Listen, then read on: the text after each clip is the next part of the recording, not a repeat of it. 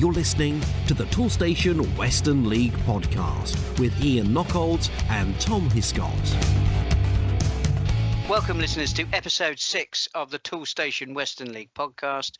My name is Ian Knockholds. I'll be your host, as always, and I am delighted to be joined on the line by the author of the bulletin. It is Tom Hiscott. Hello, Tom. How are you? Yeah, I'm doing well, thanks. How about yourself? Well, I'm all right, but let's not make this about me. Let's make this about you. Oh. Because you are another year older and another year wiser, aren't you? It was your birthday yesterday. So on behalf of the entire Western League family, many happy returns of the day. Thank you very much. Yeah, just a number these days. I think I'm getting a bit old and what have you. But yeah, thank you very much. It was a lovely day. So yeah. If you think like that of your age, wait till you get to mine. Then it'll be very Reggie Perrin at that point. There'll be clothes left at the side of the beach. Anyway, that's one for the teenagers. Did you have a nice birthday anyway? That's the most important thing.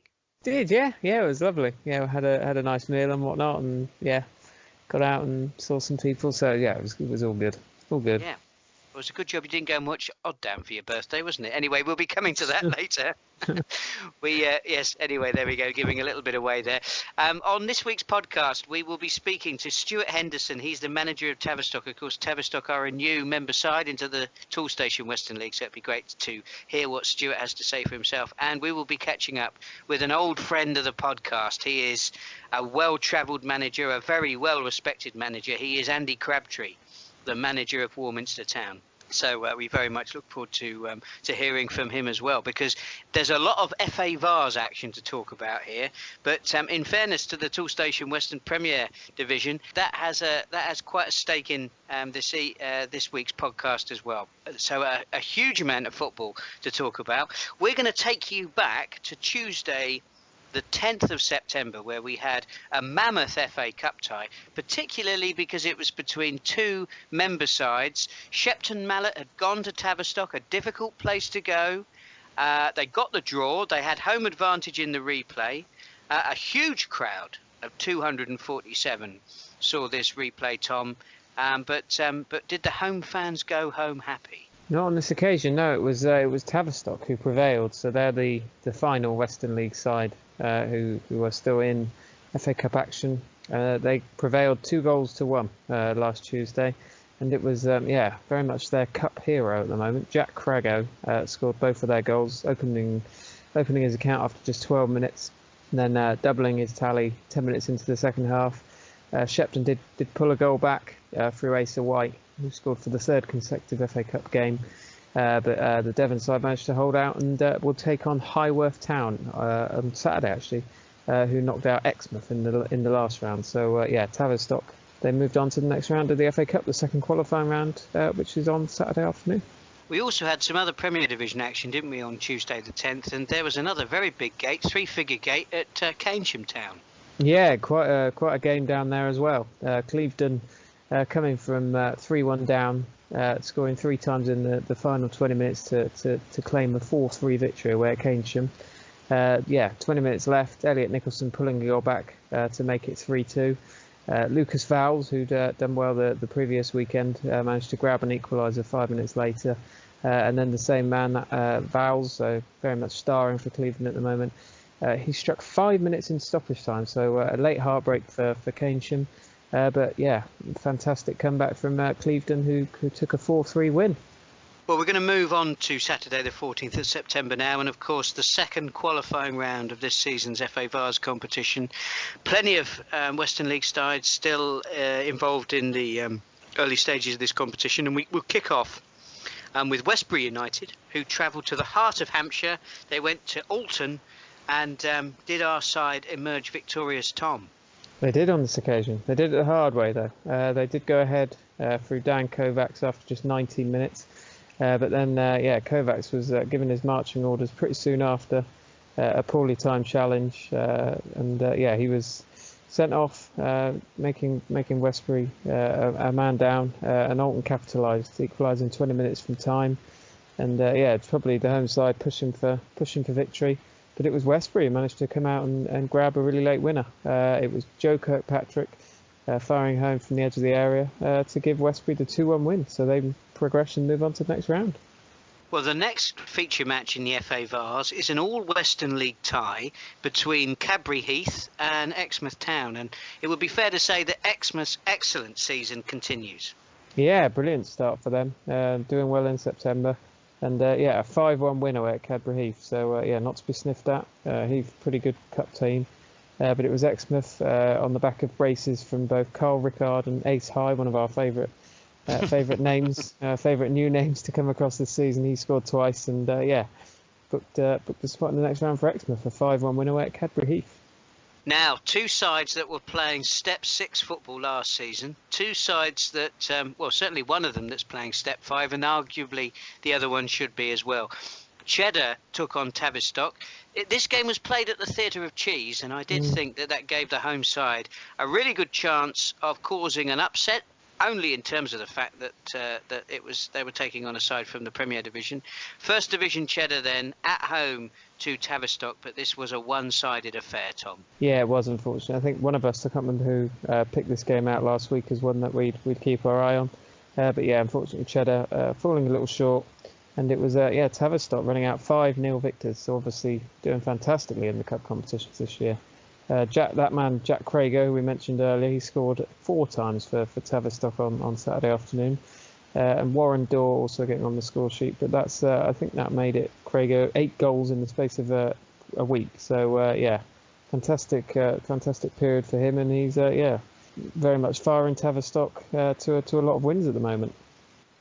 Tavistock, of course, are a new name for us on the Toolstation Western League podcast, and like with all of the new sides that come into the league, we like to get hold of their managers early to find out a little bit about what the club's all about, and Tavistock, of course, are no different. Stuart Henderson is the man at the helm in Tavistock, and I took this opportunity to have a chat with Stuart about, a memorable week for the club. Of course, it was a week that started with that fantastic victory away at Shepton, and then that glorious 5-0 victory in the Vase, again coming back to Somerset on their travels to win against Cheddar.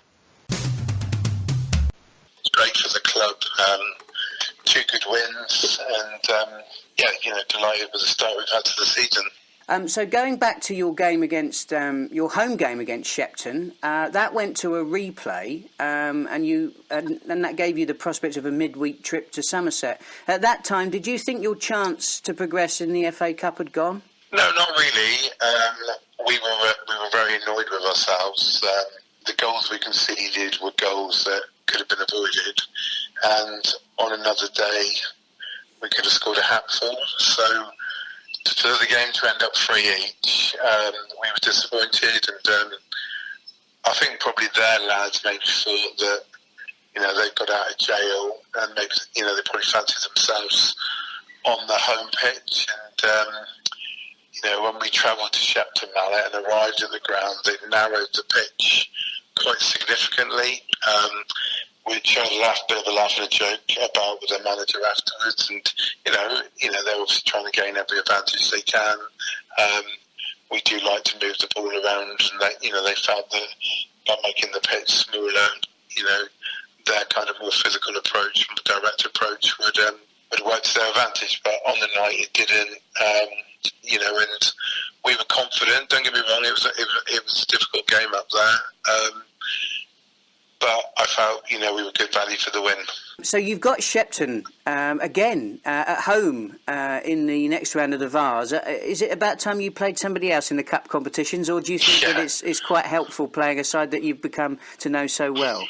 Not really. I think we would, probably would have rather avoided them because we've got to play them twice more in the league as well. So I think probably both sets of players that we get fill up each other. But it's the way it's gone. It's a home draw, which obviously we've got a good record at home, and we're in good spirits, and feel confident that if we play to our full potential, then we can progress in the competition. So this is the first time we've spoken on the podcast, so this is always a great opportunity to get to know not just a new manager but a new club as well. Can you tell us a little bit about your journey to becoming manager of Tavistock? Well, I was approached by a friend called Steve Cook, who was involved in the club. He was actually involved with the reserve side, and I believe at the time the existing managers, which was Darren and Kevin, had an offer to go and manage for Parkway, and the club were looking for a first-team manager. Obviously, I work in football full-time. I have my own academy, which is linked with various clubs, and I do a bit of football agency work as well. So obviously, Steve thought I'd be a good fit. I came into the club alongside another gentleman who was again already at the club, but after sort of like a small number of games, he stepped down, and obviously then I was made manager, and then I brought in a gentleman called Ken Ord, who's a close friend of mine, somebody I've known for a lot of years. He's been fantastic as my assistant, and the journey started from there. And we came third in our first season. We won the South Western League, or the Peninsula League, the second season. We were runners-up in our third season, and obviously got into the League Cup final as well. And then in the fourth season, we won it again. So it's been successful, and within that time, we've had a couple of good runs in the Vase and the FA Cup. So, that's what brings us into the Western League. In terms of the club itself, in terms of facilities, I feel that outside the professional clubs, it's probably one of the best non-league setups, certainly in our area, and has got the infrastructure to easily accommodate playing in a tier or two higher than we currently are. Many of your team will, of course, be unfamiliar to our listeners as well, and of course, you've had a pre-season coming into the Western League. So, are there any new names that your fans will be interested to hear about, or are there perhaps any existing players that you think could well be ones to watch in this Western League campaign? Yeah, I believe that we'll be competitive in the league. We've kind of targeted a top 6 finish, which I feel is realistic. I believe in promoting youngsters, so we currently have 3 or 4 under-16s in our first team squad, which what I want them to do is to kind of force their way into starting 11, and then I hope that they then get picked up by bigger clubs and progress, because I think if a 16-year-old is doing well in the Western Premier League on a consistent basis, then there is opportunity to possibly be picked up by professional clubs or clubs further up the ladder. So, lads like Brandon Roberts is only just 16. We've got a lad called Alex Caro, that's 19. They're good youngsters at the club that, we feel that will move on from us, and we're basically a shop window for them to show their talents. And I feel we've got a good name in doing that in the past.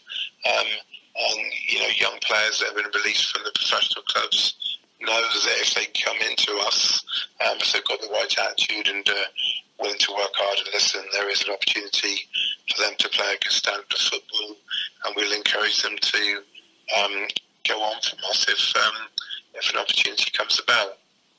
Now, notwithstanding the excellent start you've made to life in the Western League, what do you make of the standard of football you've encountered so far? Yeah, so far very good. All the games have been, although we've had a couple of 5-0 scorelines, the games weren't necessarily sort of like, it sounds stupid, 5-0 games. The game against Buckland, I think we scored sort of like 4 goals in the last 15-20 minutes, and it was quite a cagey game for the last period of the games. And although I wasn't there on Saturday, at 2-0, our goalies made it, 2 crucial saves. So, the other games, the likes of the game we played against Clevedon, the first game of the season, was very tight. It's certainly more physical to sort of like play. We like to play through the thirds. A lot of the teams are more back to front, are often a lot more organised as well. So I do think the standard at the league is probably slightly higher than the league we've come out of. Although I would like to add that I feel the top sort of like half a dozen sides in the Peninsula League, like the likes of Saltash and St Austell and teams like Malsell, that they could easily be competitive and do well in our league that we're in now. So the only team so far to have beaten you this season has been Bradford Town. Do you think that there'll be ones to watch this season? Yeah, funny enough, I've missed 2 games this season because of work and holiday, and it was the game on Saturday and that game against Bradford. And from the reports I've had back off Ken, we weren't at our best. They were very good on the day, and they're certainly the best side that we played. So, along with sort of like Plymouth Parkway, Bitton and Bradford, I could see those 3 as the main challenges for the league. Now, you've got a game coming up this Wednesday against Cadbury Heath. That's in the Les Phillips Cup. Obviously, you're going very well in the other cup competitions. So, bearing in mind, you said earlier that you'd like a top 6 finish. I think good cup run seems to be another thing that the fans have got to look forward to this season. Yeah, no, certainly every game we play we'll look to win, of course. Obviously, you've got to be realistic. There is a massive game on Saturday for the club, so we will be looking to obviously rotate, rest, whatever you want to call it, certain players. But certainly we'll be going up there and doing our best to be competitive and hopefully get a result. Well, let's talk about that game on Saturday. It's an FA Cup tie against Highworth. Now, of course, Highworth are Southern League opposition, but they are relatively new to that level of football. You've got them at home, so this, without getting too carried away, Stuart, this is a very winnable tie for you. At the end of the day, they're in the Southern League for a reason. And they're playing the best standard of football than what we are on a consistent basis. Certainly, I would like to think that they're the favourites and we're the underdogs. However, at home, provided we turn up and the boys don't get overruled by the occasion, then I do feel that we can be competitive and certainly give them a good game. And hopefully, if sort of like Lady Luck favours us, then we have got a chance of progressing. Well, as our sole representatives left in that competition, you'll have the support of the whole of the Western League for that game. I do hope you get a very good crowd supporting you as well, particularly as it's a home game, and hopefully you can keep that flag flying just a little bit longer in that competition. Yeah, that'd be nice. I mean, that's a big thing for us. We're not... we would like to have bigger crowds, and our crowds have gone up a little bit since going into the Western League, which is obviously pleasing for everyone, certainly those behind the scenes. And I think we have been complimented a number of occasions on the kind of the brand of football we look to play. We don't go long, we don't go direct. We do like to try and play how I feel the game should be played. And it's good that more people are coming through the gate, and hopefully we can continue being successful. Our fan base will grow, and that will help the club massively. So that's kind of our own aim, to put Tavistock on the map. And when the likes of Argyle and that are away from home and people want to watch a game of a good standard, they'll come and watch us. Stuart, thank you very much for your time, and on behalf of everybody who supports Western League football, the very best of luck for your FA Cup game on Saturday. Yeah, much appreciated. Thanks for the support, and thanks for the chat. And my thanks to Stuart for his time.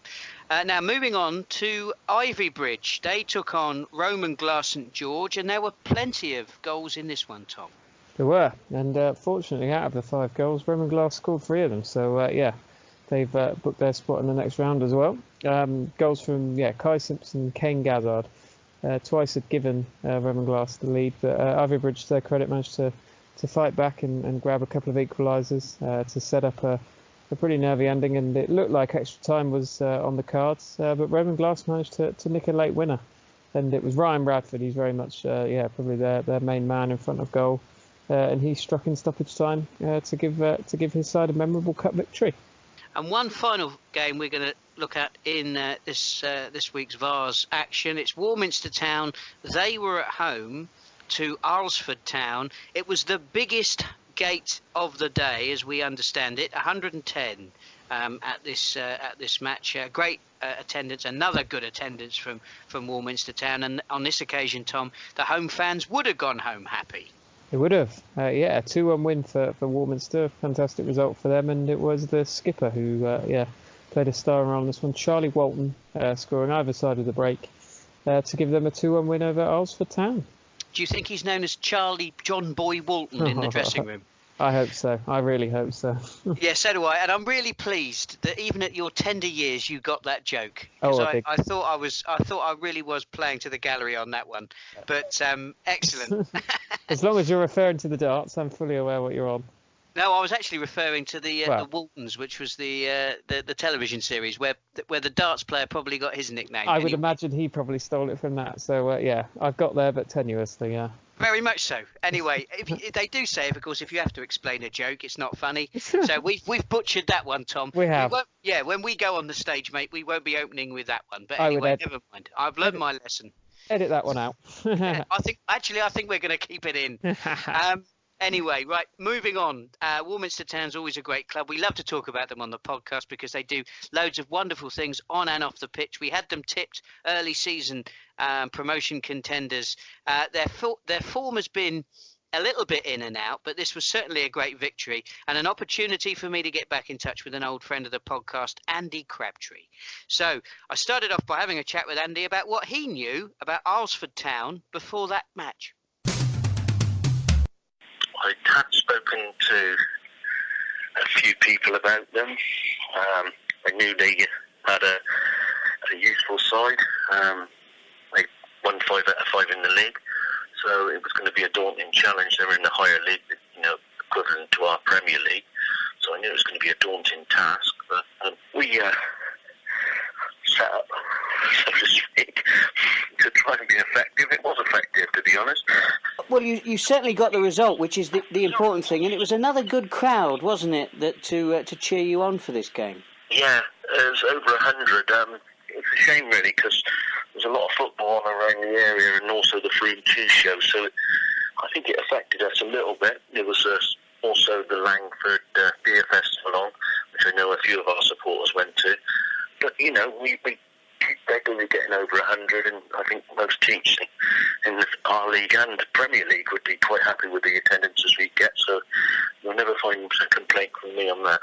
You've got East Cowes Victoria in the next round, and the fact that you've been drawn at home again and against a side from the Isle of Wight, does that make you confident that you can progress further in this competition? No, I think that'll be difficult as well. I see they beat Fareham on Saturday, who, if I remember rightly, they beat Westbury in the FA Cup, so they can't be any mugs, really. So that's going to be difficult.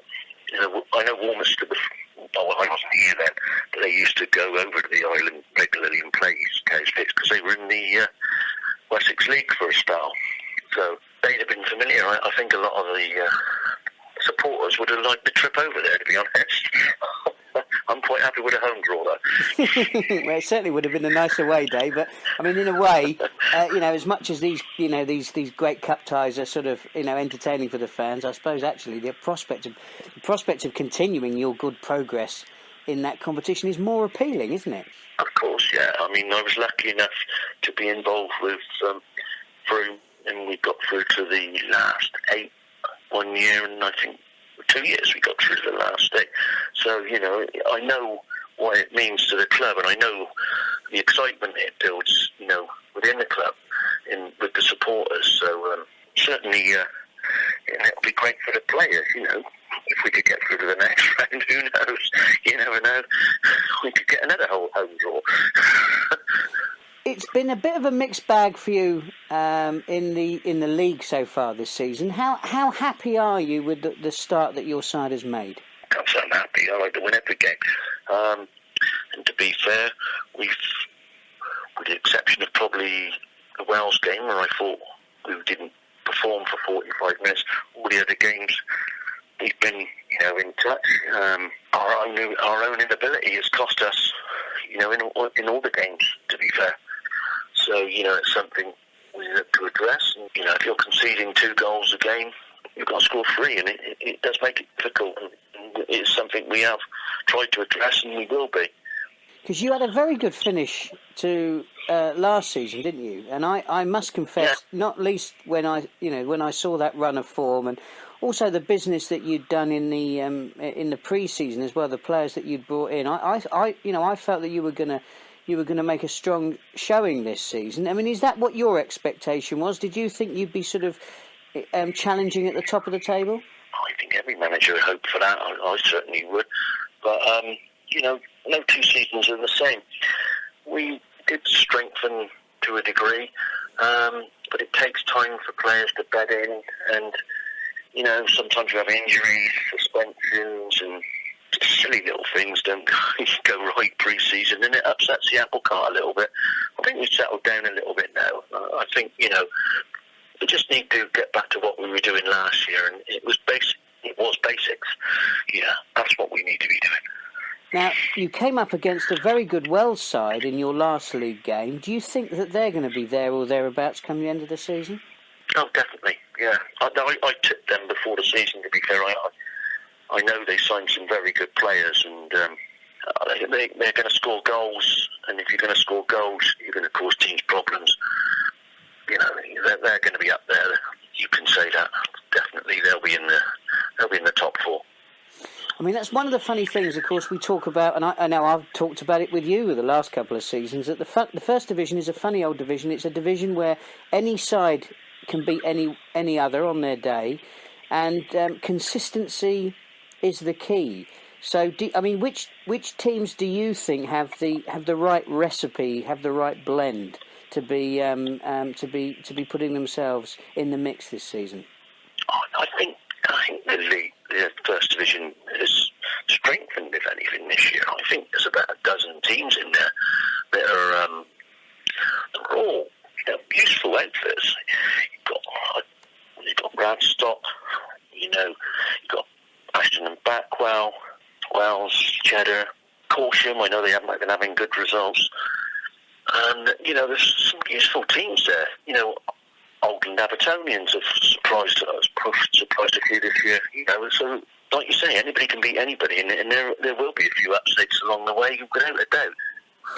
I mean, from a managerial perspective, how does that play when you're thinking about your own philosophy? On a match day. I mean, are you looking to grind out a victory against a side, come hell or high water, or have you got a style of play that you want to see your team play this season? You'll always have your own style of play.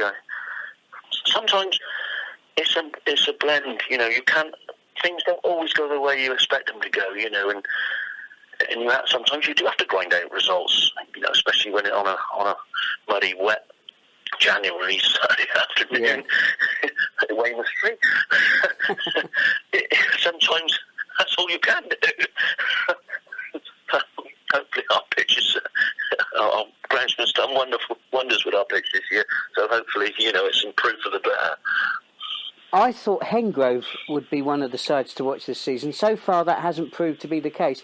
You've got them on Saturday. Do you think now's a good time to catch them?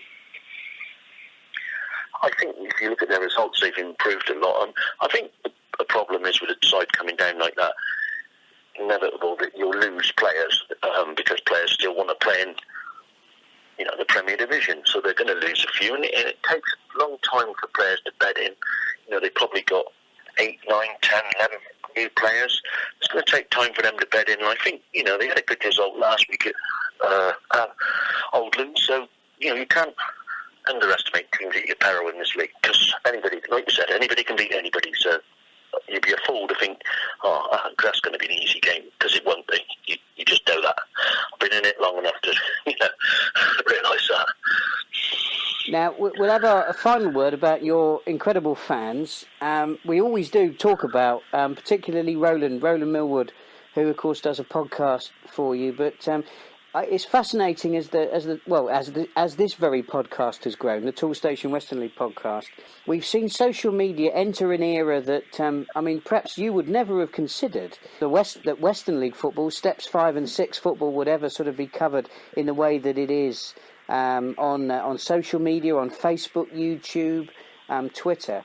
But it really is a fantastic way of engaging with the fans and marketing a side And I think if any team in the Western League is blazing a trail in that, it must be Warminster Town, mustn't it? I know from our previous conversations how much the players appreciate it, but to keep that going must be a great boost to everybody around the club to know that there's so much interest in the team.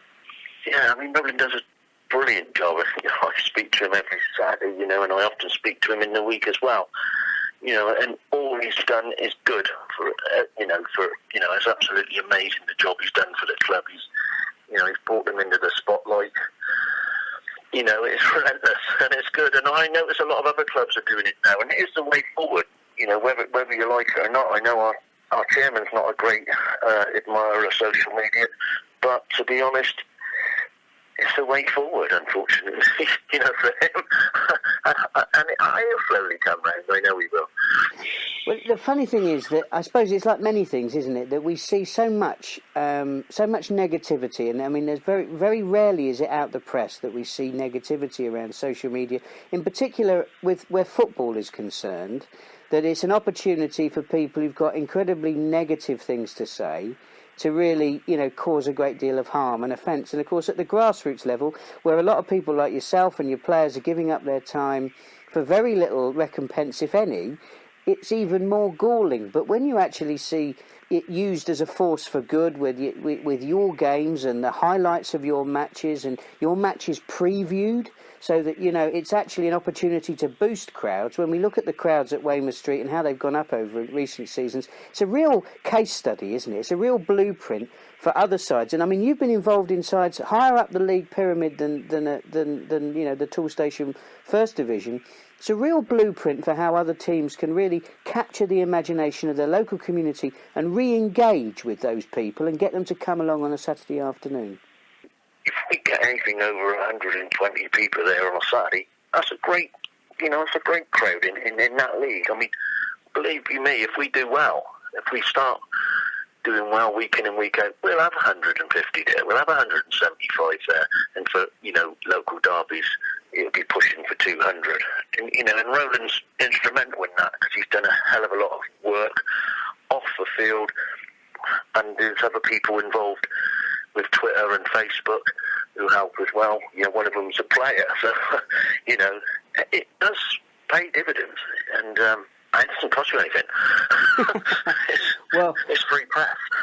When you those local derbies you talk about, that when Devisers will be in town, I'll be there with my red and white scarf on. But of course, you've got bragging rights at the moment, so I've got to give you credit where that's due. I thought you played very well at Nurstead Road this season, and probably a few more performances like that, Andy. You'll be certainly a damn sight closer to the top of the league than you will the mid-table. Let's hope so, Ian. It's all about taking our chances, and when we have taken our chances, we've won games, and that's the key to anything. If you score goals, you stand a bigger chance of winning games. So yeah, without a doubt, that was one of our better performances.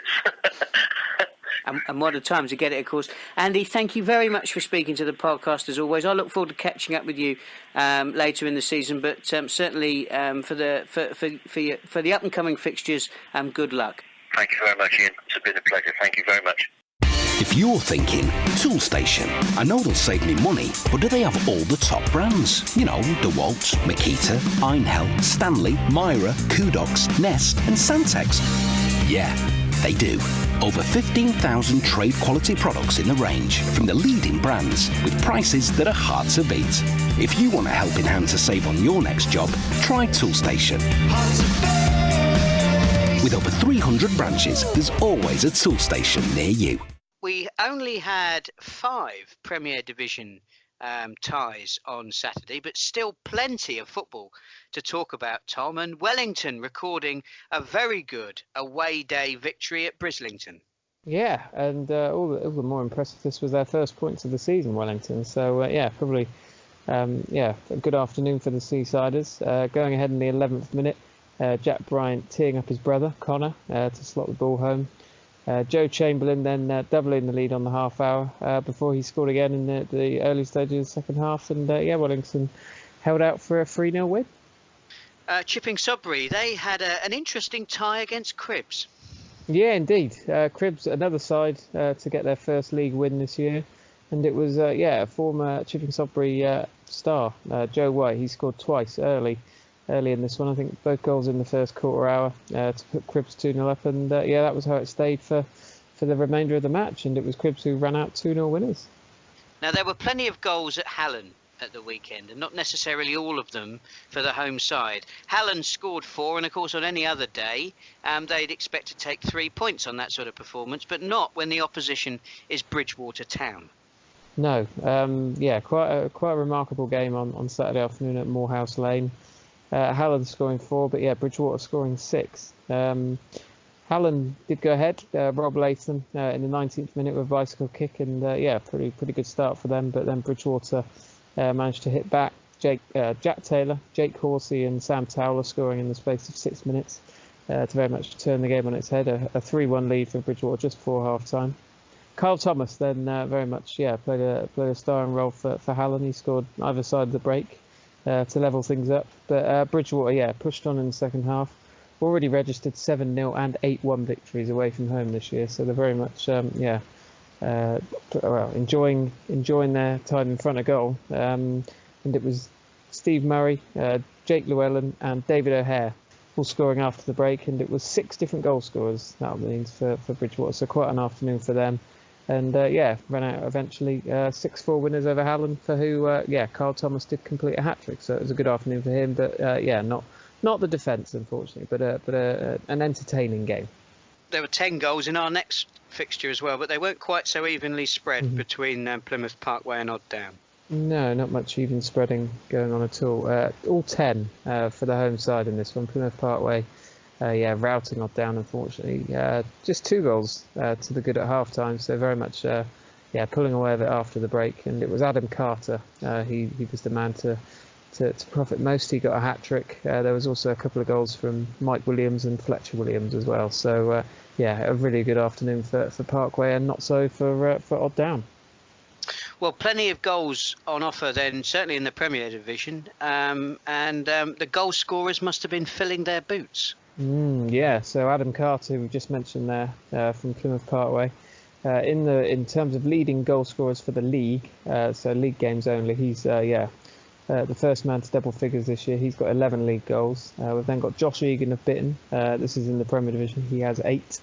And then Lucas Fowles, who we've mentioned a couple of times over the last few weeks, he's got 7 for Clevedon. So those are the top 3 in terms of league goals in the Premier Division. And down in the First Division, Stuart Windsor of Calne, who started really well. He's got 8 league goals. Adam Wright of Cheddar has 7, and so does James Rustall of Radstock. And then in terms of overall, a man we mentioned a couple of times at the start of the podcast, Jack Crago, I hope I'm pronouncing that right, of Tavistock. He has 13 goals in all competitions, 12 of which have come in cup games so far this year. So he's having a fantastic season so far. Carter, all 11 of his goals have come in the league, as we heard from Plymouth Parkway, and then a couple of chaps on 9.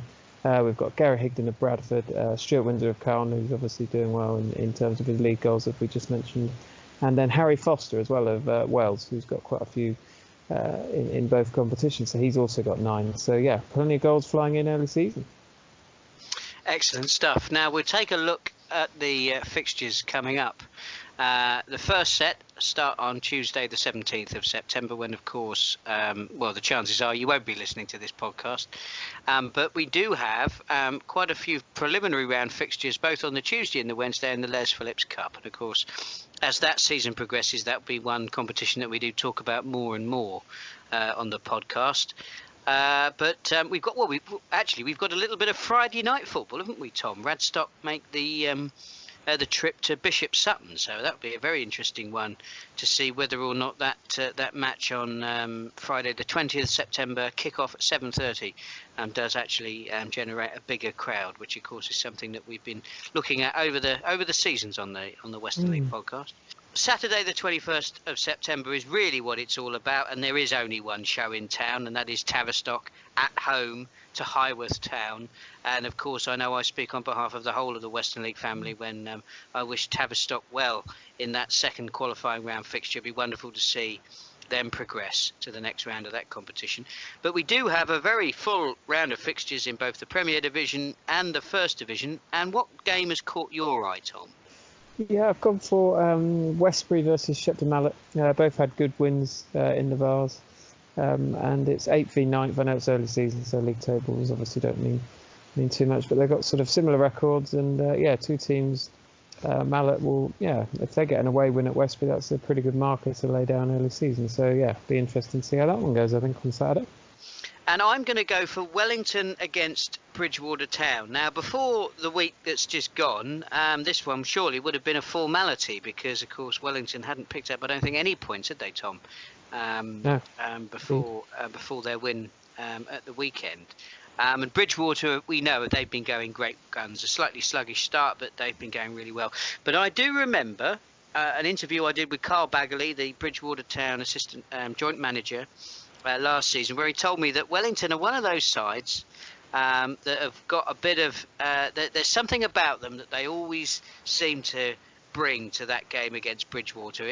There's something of a derby feel about it, and it'd be fascinating to see whether Clive Jones can conjure up another fantastic performance against their near rivals. So that's my game to watch in the Premier Division.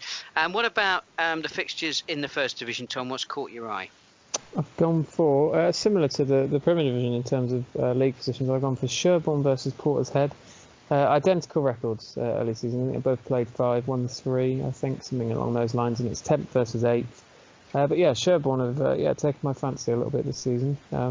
Quite like what's going on there. So a good home win against Portishead would certainly be a good fillip for them.